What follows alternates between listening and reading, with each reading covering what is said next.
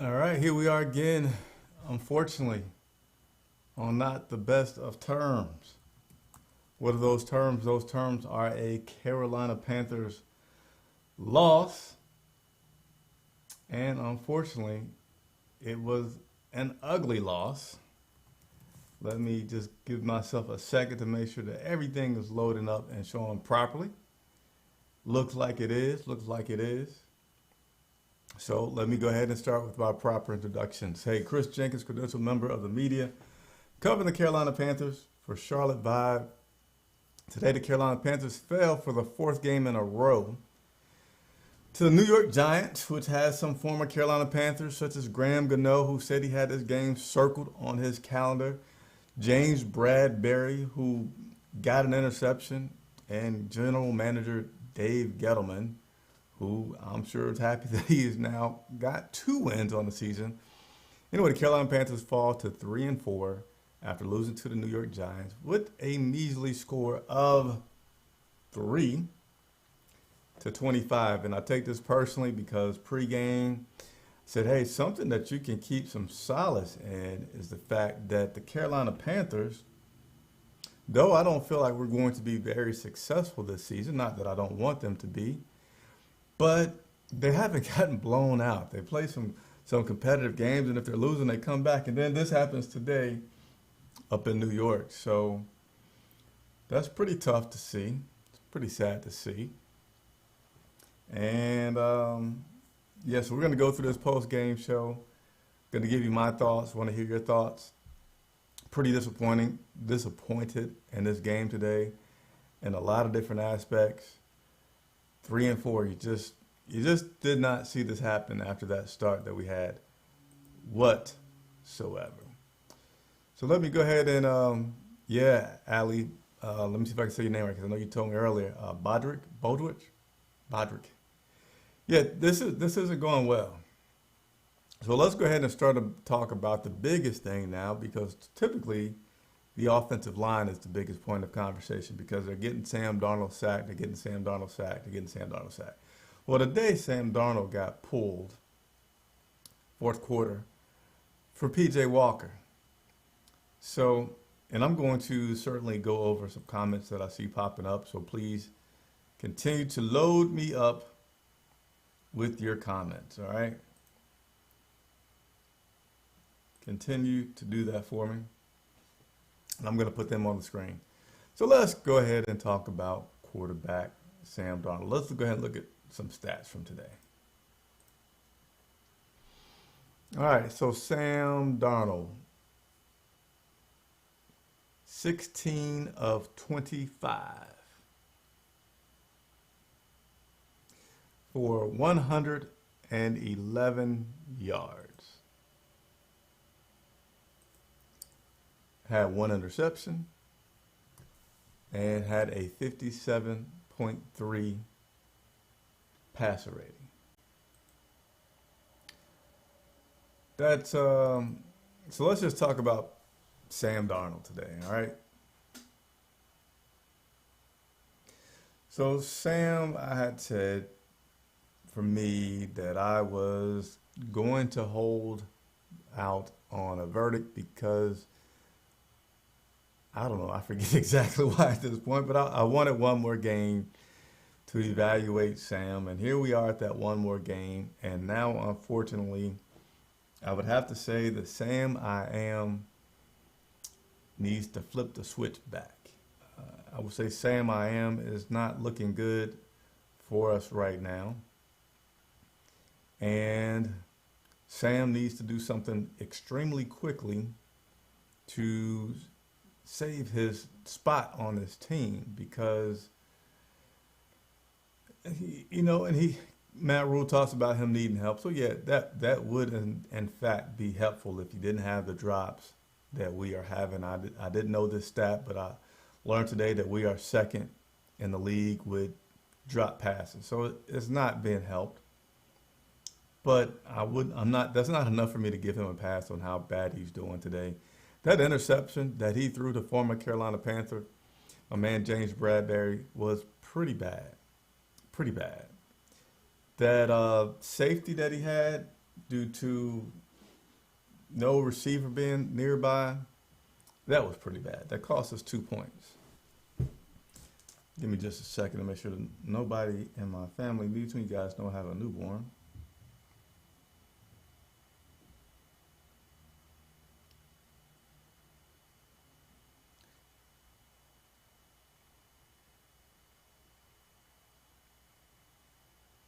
One second, you all.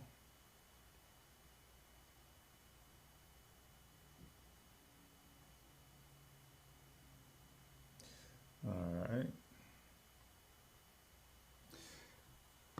Yeah, that the safety and Robbie Anderson talked to the media and talked about rhythm. And yeah, they don't have any rhythm. So anyway, gonna move on. Show you the rest of these stats. PJ Walker then comes in, who everybody's waiting to see. PJ Walker, PJ Walker, PJ Walker. I'm starting to see it on my timeline. PJ Walker. I'm not saying that he's bad, but I don't feel like this is the opportunity for him yet. And but let's go over the stats first. So PJ Walker comes in. PJ Walker goes 3 of 14 for 33 yards. So Sam Darnold passer rating 57.3. PJ Walker passer rating 39.6. So PJ Walker comes in, and yeah, if you can say since he didn't throw an interception, he's better. I don't know if that's your qualifier, then so be it. But PJ Walker did much worse than Sam Darnold. So my feeling with PJ Walker as a quarterback is that he's not as good as Sam Darnold. Both of them could be good quarterbacks if certain things happen, but as they are right now, I didn't see that. Now maybe if PJ Walker had a chance to know ahead of time that he was going to start and play, then he'd have a better game. So I'm more out on Sam Darnold right now than I'm out on PJ Walker. I would like to see PJ Walker come in and start a game based on having some preparation that may happen. Now let me also throw this into the ring. So my good man Joe Person over there at The Athletic has been reporting a lot on the Deshaun Watson situation. I have not, but I'm going to let you know what Joe has been saying. He's a pretty good source. So first it was Carolina Panthers are interested in Deshaun Watson. No, the Carolina Panthers aren't. Carolina Panthers are not, and they are. So today, there's another tweet out there by Joe saying that the Carolina Panthers are now considering talks with the Houston Texans about Deshaun Watson. So we got about a week, maybe a little bit more than a week for that to happen, however it may or may not happen. But our quarterback situation is definitely not figured out. Let's go ahead and go to another side. Let's go to the running backs. Chuba Hubbard, 12 carries and 28 yards, and that was good for an average of 2.3 yards. So Chuba Hubbard did not do well today, but I don't think he had much of an opportunity to do well. And most of those 28 yards, a big chunk of them came on the first drive of the game. So I just don't feel like the game plan was anywhere good. From plays that were called to personnel decisions, I don't feel like they were good at all. Coach Rule talked very repeatedly about run. In that first drive, and if you saw me on Twitter, I said, hey, all right, here's the run. Here's the balance. Here's the new identity. It only lasted one drive. And then they went away from that. So overall, we threw the ball today 39 times. And I'm going to quickly look up and see how many times we threw it last week and just See if we can't get a very quick comparison here.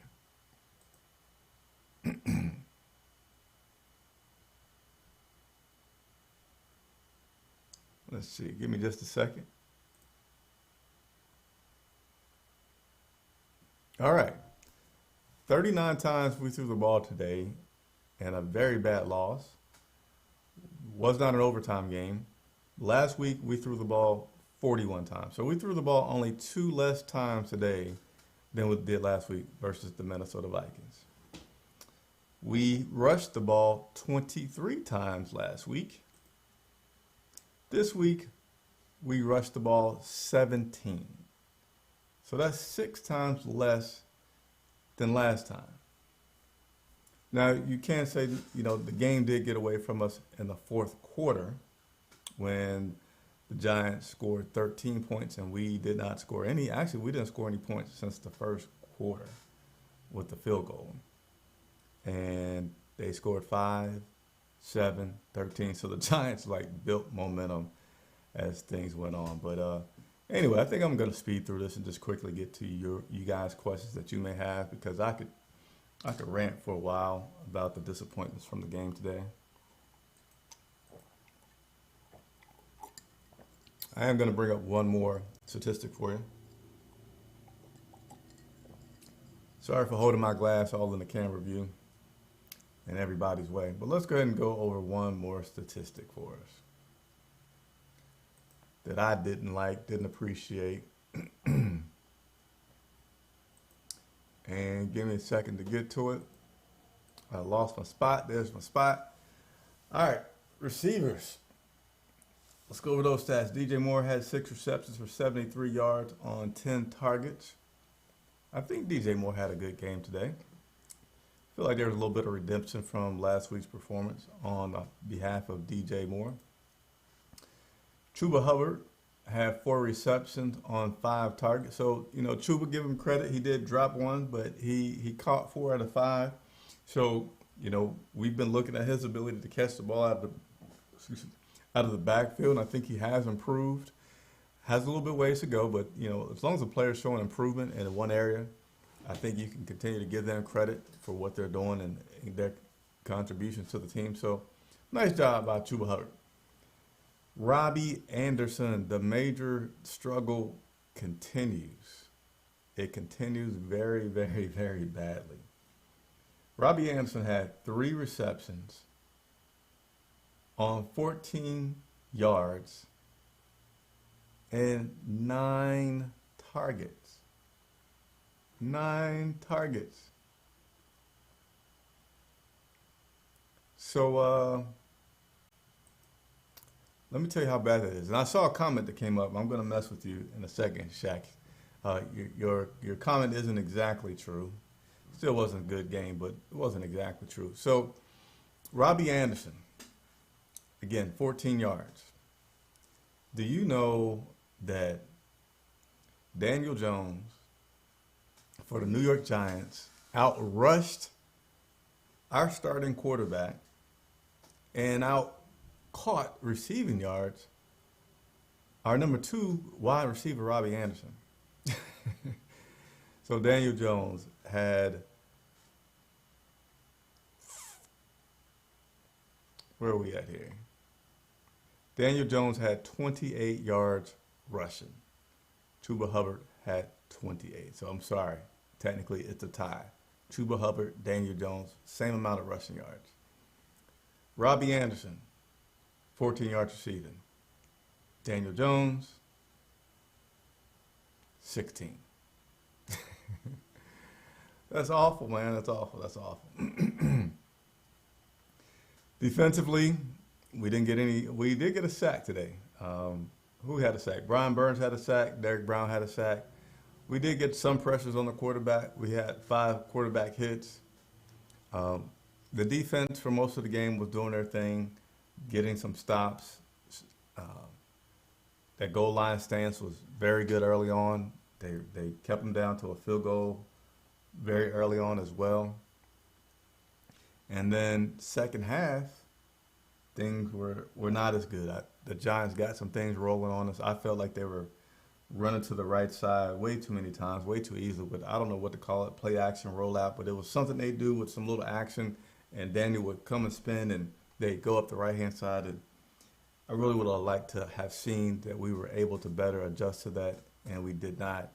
We did have some injuries and on the defensive side today with cornerbacks C.J. Henderson as well as Dante Jackson kind of going in and out. None of that to me still is enough for this defense. But I'm not going to talk about that much because our offense only scored 3 points. That's terrible. Let me run through a little bit of Coach Rule's post-game presser, and then we're going to get into your questions. So please continue to type your questions. Let me know what you got to say, and then I'm going to go to it. So benching Sam Darnold was not an indication of the future for Sam Darnold, whether or not Coach Rule believes in him. Coach Rule said that he felt like at halftime this was something that may need to happen. He didn't feel like the energy was there. He didn't feel like the momentum was there. Just wasn't feeling everything that he needed to see in order to feel like Sam was going to be able to pull through today. So he let a few possessions go through by in the game, and then he finally made his decision and pulling Sam Darnold and putting in P.J. Walker. What has changed for Sam Darnold? Coach Rule says that he feels like his mechanics are off, and he's not throwing on time. Definitely has not been thrown on time.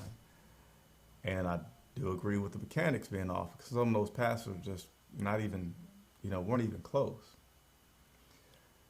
So what about the 3rd and 2s? So thankful that my man Joe Person asked this question because as I was watching the game, I'm thinking, okay, 3rd and 2, these shorts. And only because we said we're going to emphasize the run, I'm thinking, okay, we're going to run the ball. We're going to give Chuba a chance, and we didn't. And I don't like what Coach Rule said. He said that some of those, that it was a lot of RPOs. But no, that there were not all RPOs. Some of those 3rd and 2s early on where Sam Darnold was straight dropping back to throw the ball. There was no read option available in those plays, but I'm just reporting what Coach said at that point. And yeah, I think I'm going to just move on and go to answering your questions, given the opportunity for you all to talk about. Let me see if I can look at one more statistic for us today. Our punting was a little questionable today.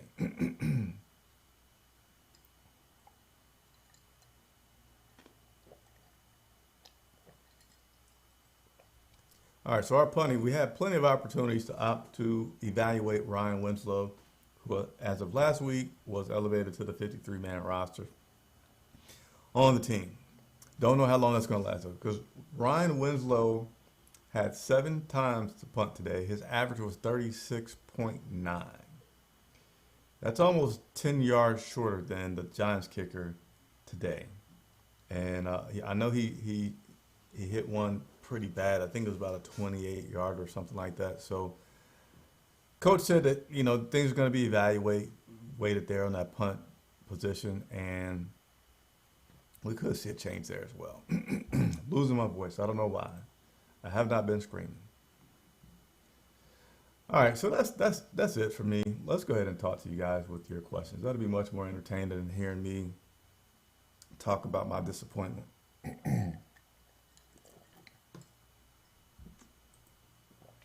Excuse me. One second.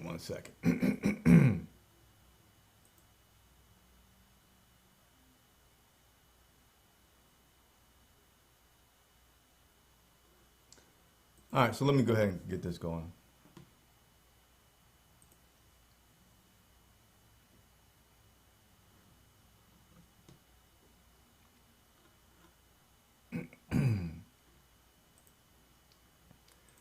Alrighty here. Let's see if I got everything loaded up properly to show these comments. And here we go from Ali Bodrick. This isn't going good, Chris. Nah, it's not going good. It's not going good. I would imagine our owner, David Tepper, the billionaire that he is. You know, billionaires are probably used to having things go their way. Billionaires probably dramatically want things to go their way. And billionaires probably will manipulate things as much as legally possible to get things to go their way. With all that being said, I don't know. I plan on asking Matt Rule how much he talks to Tepper and if he could give us any kind of insight to what those conversations are like. Don't know how upfront he'll be. Don't know if he's going to answer. But I would imagine my money would be on that Tepper's having some talks with some people tonight just to see, like, hey, what are we thinking, guys? And let them know what he's thinking. I don't know if he's necessarily telling them what to do. I'm sure everybody knows what their job is, and that's to win. So that's no secret there. But let's continue on to go through these comments. My man Shakid said he is very embarrassed. Yeah, man. Yeah, that's nothing wrong with that. I don't know if you saw my tweet. At the game, my tweets reflect the entire fan base about the feeling. I did not see your tweet, but yeah, I would imagine that not too many people are excited right now about this Carolina Panthers team. Ali Broderick, I don't see enough fight. So speaking of the fight, this is what I didn't like a lot. I mean, there were many things that didn't go well today, but we've been able to man, I'm sorry for burping, but live, I can't pause it and not let you guys see that. I didn't like how what did we do? We turned the ball over on downs. I forget the exact play, but I guess we turned the ball over on downs. I forget the exact play. But after that play, the very first possession on the New York Giants, they ran the ball and scored a touchdown. And to me, I was like, that right there is something that I did not want to see and hadn't seen in this team all year in the middle of defeat. What that looked like was that a team had already come out, that already got hit on the chin. They don't have any more fight in them. You get the ball, and unless you just ran into my lap, man, I'm not tackling you. I just want this game to be over. I just want to go home, get on the flight back to Carolina. In my opinion, that's the only way you can explain how they scored that last touchdown, because it was pathetic. How long was that score? That last score of the game, let me see if I can quickly find it here.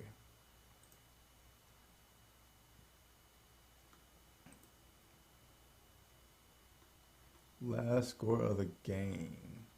So yeah, we gave the ball over on downs. And then they had one play for 19 yards in which they ran for a touchdown. That's just terrible, man. Terrible. But let me continue to talk to you guys and go through these questions.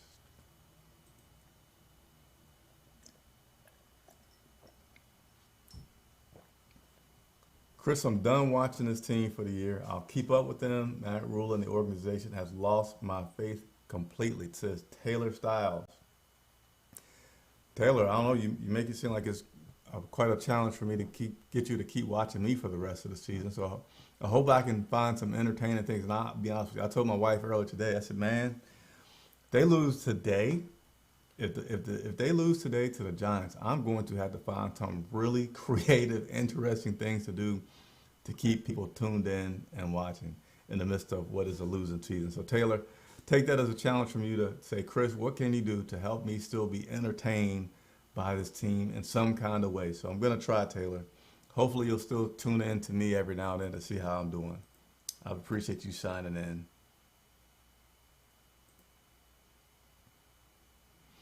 Sam got to go, but trade for Watson isn't the answer because of the 22 lawsuits he's dealing with.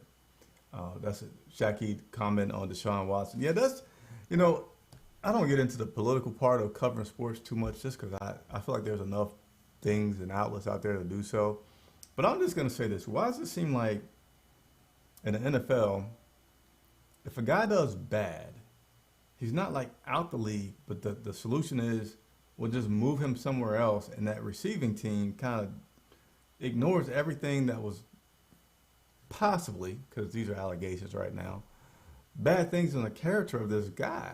And you bring him in to win. It's like, oh, okay, well, Washington's clean. He's no longer in Houston. He's with a new team, so he's now a good person. Again, they're allegations, but to me, it's kind of weird. But hey, I'm just reporting. Panther, I don't know your name exactly, but I like your, I forget what they're called, but I like this thing that's right here on your, it's pretty cool.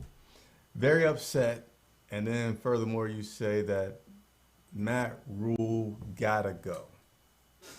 So my feelings before today was that Matt Rule would get 3 seasons. He'd get to finish out this season unless it just becomes the worst thing on the world, and he'll have a next season where he'll be on the hot seat. Today was a pretty bad game, but I don't think it's enough for him to be out this season. I'm not saying whether I want him out, and I will comment. I don't think that he needs to go yet. I don't think that he needs to go yet. I definitely would agree that he's struggling, but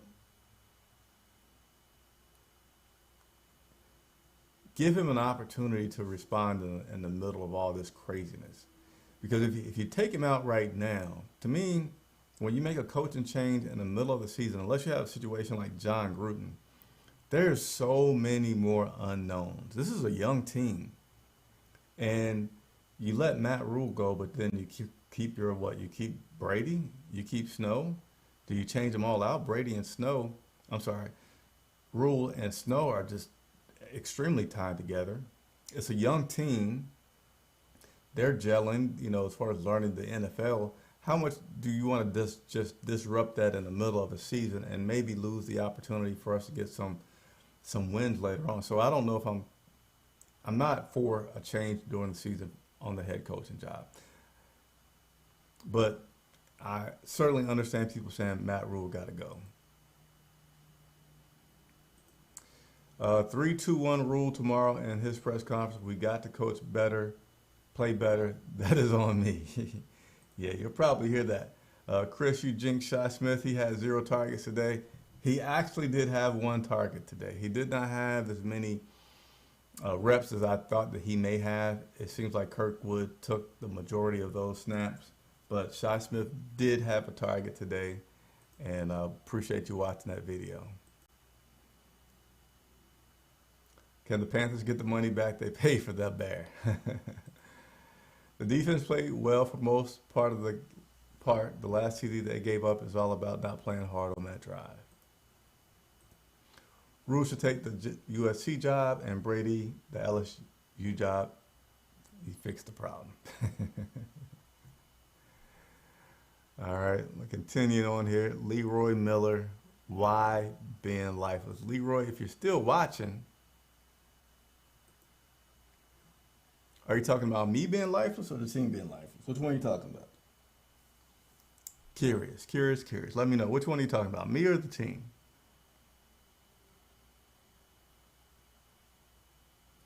Gerald Johnson. Actually, let me put your comment on the screen, Gerald. I won't jip you. I've been showing love to everybody. Gerald Johnson says, we won't know what the major issue is with coaching until we fix the O-line. I'm going to repeat that because I'm going to let this, I keep holding this in front of the screen too much. Sorry about that.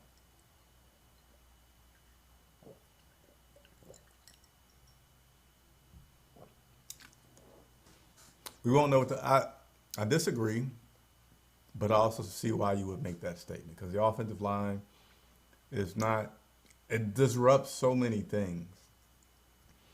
It disrupts the timing of the quarterback.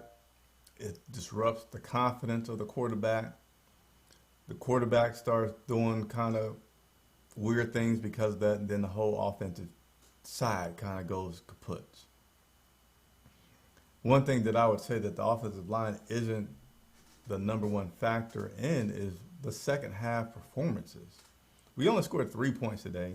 No surprise, none of those points were in the second half. That's been a problem since day one. That was a problem when we were winning, that we still were just like in just a big enough lead in the first half to where the second half, our sputtering wasn't enough to be our demise versus now where we're playing close first half. The second half comes in and we have absolutely zero chance, and that's a more glaring problem. This defense is playing a lot better than the offense, but I gotta wonder when the defense is just gonna get pissed off and and just feel like, I don't know, whatever. But Coach Rule today talked about the defense. Let me see if I can go to my note properly so I can say this, what he said about the defense. Yeah, he talked about the defense having to step up. And here, is it fair to say the defense that they need to step up when your offense is doing so bad? I know he talked about the offense, but it's like you only scored 3 points. Why say the defense needs, like, if I'm on the defense and you're telling me I need to step up, it's like, okay, so today, coach, if the defense had stepped up, the only thing that would have helped this would have been if the defense is scoring, which we're not supposed to, we're the defense, or if we shut them out because they only scored 3 points. So is the defense stepping up really the number one need? Is it really necessary for the coach to say that when the offense scores 3 points? Yeah, they could do better. Anyway, that's my thought on that piece right there.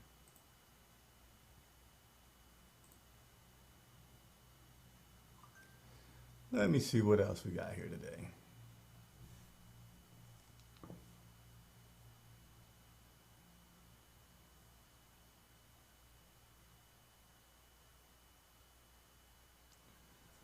Let me know. I'll give you guys and girls another moment to type in anything. Hey, tomorrow at 7 p.m. Eastern Time, I will do my Ask Me Your Carolina Panthers Questions show. So that is a show that goes up to 1 hour. It is completely dedicated to answering your questions. So if you want to tune in tomorrow, please do so. Coach Rule will have a chance to talk with him tomorrow. And hey, my one-on-ones with players have resumed. I hope to continue that this week. Once I do know who I will be talking to, I'll be sure to let you all know so that you can tune in and ask me, submit me any questions that you may have that you want me to ask the players. I love working for the fans. I love working for Carolina Panthers fans. And I'm going to keep doing it, even if it's not the best of seasons, all right? So I'm going to sign off for now. I want to thank everybody for watching. Again, if you have not done so and you're still watching at this point, you absolutely, positively got to help me out. Hit that like button because it helps me to get player interviews. It helps me to get coaches. The bigger I grow, the more that I can do for you all right? And I appreciate it so much. Enjoy your Sunday evening, all right?